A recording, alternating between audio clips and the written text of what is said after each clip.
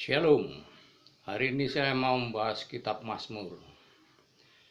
Kitab Mazmur adalah kitab yang dimana banyak yang ditulis oleh Raja Daud. Tapi ada beberapa yang lain seperti Asaf, Mazmur 73 sampai 80, juga Korah juga nulis. Tapi yang saya bagikan pada hari ini adalah Mazmur 90 yang ditulis oleh seorang yang bernama Musa. Musa adalah seorang yang lembut hatinya. Dia tahu bahwa apa yang akan terjadi, bahkan sebelum terjadi, sebelum dia lahir, dia tahu kejadian-kejadian. Itu sebabnya kitab Kejadian, Keluaran, Bilangan, Ulangan itu ditulis seorang yang bernama Musa. Pada waktu itu Musa juga belum lahir. Kalau orang sekarang bisa mengatakan bahwa Musa mempunyai indera yang keenam. Jadi kitab Kejadian ditulis Musa, dia belum lahir. Kalau bapak saya cerita tentang saya, tentang orang tuanya, itu saya tahu karena dari bapak saya. Tapi Musa tidak tahu dari bapaknya Amran. Jadi kejadian-kejadian dari kitab Wahyu, Kejadian, Keluaran, Bilangan, Ulangan ditulis oleh Musa. Dan saya bagikan pada hari ini di mana Musa juga mengetahui apa yang akan terjadi pada tahun-tahun ini. Dalam kitab Mazmur Fatsat 90 dikatakan di mana Musa mengatakan menghitung hari-hari. Jadi umur manusia itu 70 sampai 80 tahun. Sedangkan umur Musa waktu itu 120 tahun. Dibagi menjadi 3 bagian. 40 tahun umurnya waktu dia berada di istana Firaun, Raja Mesir, menjadi anak kesayangan. Dari 40 sampai 80 dia keluar dari istana, keluar dari rasa nyamannya. Dia mengembara dan ketemu dengan Yitro, mertua Musa. Dan di situ dia mempunyai keturunan dari anaknya Yitro. Setelah umur 80 sampai 120 tahun dia keluar untuk memimpin bangsa umat Israel keluar dari Mesir ke tanah perjanjian. Tapi sayangnya Musa tidak bisa masuk ke tanah perjanjian karena satu hal yang dia lakukan, karena dia marah. Seharusnya Tuhan ngomong, acungkanlah tongkatmu itu kepada batu. Tapi karena kemarahan Musa jengkel terhadap orang-orang Israel sehingga batu itu dipukul, sehingga Tuhan tidak berkenan atas tindakan Musa yang seperti itu, sehingga dia tidak bisa memasuki tanah Kanaan. Dia bisa melihat dari jauh seberang sungai Yordan. Mari kita baca sama-sama dalam kitab Mazmur Fatsal 90 yang ditulis seorang yang bernama Musa. Doa Musa abdi Allah. Tuhan, Engkau tempat perlindungan kami turun-temurun. Jadikan ayat ini sebagai ayat untuk kita semua. Tuhan tempat perlindungan bagi kita turun-temurun. Sampai anak cucu kita, cicit kita menjadi tempat perlindungan bagi generasi kita selanjutnya. Sebelum gunung-gunung dilahirkan dan bumi dan dunia diperanakkan, bahkan dari selama-lamanya sampai selama-lamanya, Engkaulah Allah. Engkau mengembalikan manusia kepada debu dan berkata, kembalilah hai anak-anak manusia, sebab di matamu 1000 tahun sama seperti hari kemarin apabila berlalu, atau seperti suatu giliran jaga pada waktu malam.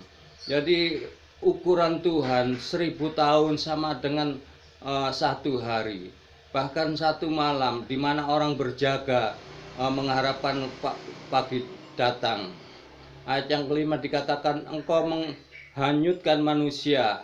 Mereka seperti mimpi, seperti rumput yang bertumbuh di waktu pagi dan berkembang dan bertumbuh di waktu petang, lisut dan layu. Kehidupan manusia adalah diumpamakan seperti rumput, sebentar pagi bertumbuh, sore sudah layu. Sungguh kami habis lenyap karena murka-Mu, dan karena kehangatan amarah-Mu kami terkejut. Engkau menaruh kesalahan kami terhadap-Mu, dan dosa kami tersembunyi dalam cahaya wajah-Mu. Sungguh segala hari kami berlalu karena ganas-Mu. Kami menghabiskan tahun-tahun kami seperti keluh.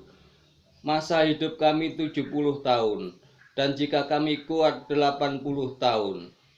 Dan kebanggaannya adalah kesukaran dan penderitaan, sebab berlalunya buru-buru dan sampai melayang lenyap.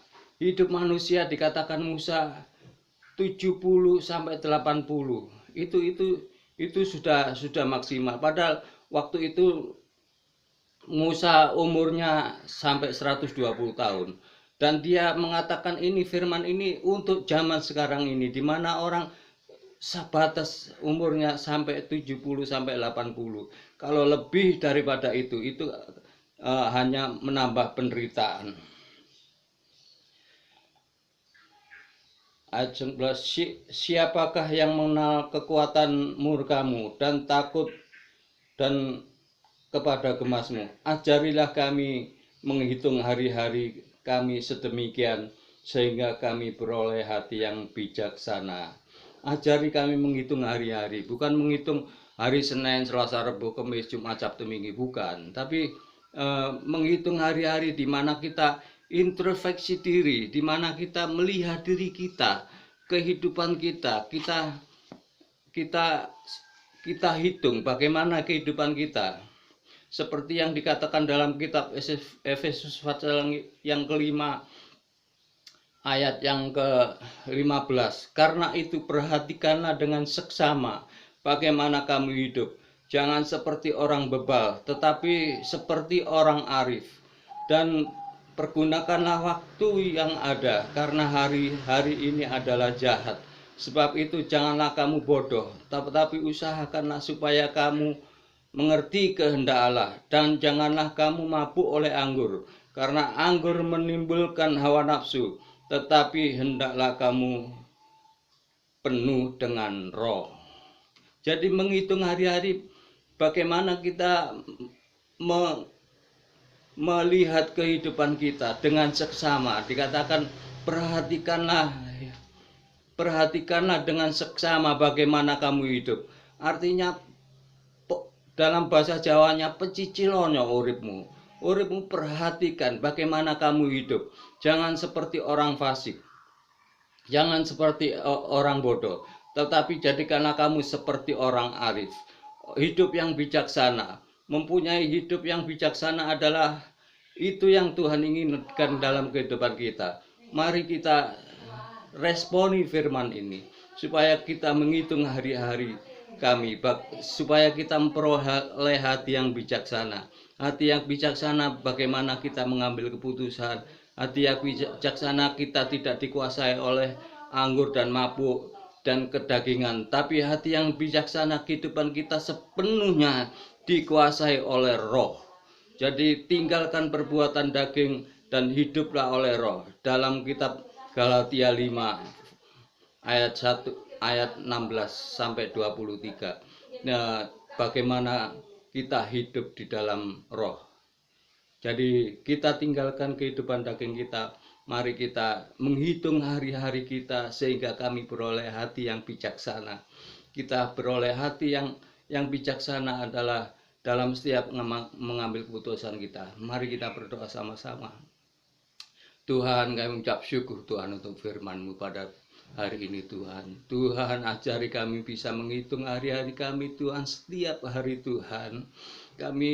Hidup kami biarlah lebih dekat pada Engkau Tuhan. Kami berdoa Tuhan, hidup kami sepenuhnya untuk Engkau Tuhan. Kami tinggalkan perbuatan daging Tuhan. dan kami hidup oleh Roh Tuhan, Roh Kudus-Mu Tuhan yang menguasai hidup kami Tuhan. Dalam setiap segi aspek hidup kami Tuhan, biarlah hidup kami dikuasai oleh Roh Tuhan. Oh Tuhan, terima kasih Tuhan, biarlah buah-buah roh ada dalam kehidupan kami Tuhan. Kasih, sukacita, panjang sabar Tuhan, lemah lembut Tuhan, penguasaan diri Tuhan, ada dalam kehidupan kami Tuhan. Tuhan, terima kasih Tuhan untuk firman-Mu Tuhan. Dalam nama Tuhan Yesus Kristus kami serahkan doa kami. Haleluya. Amin.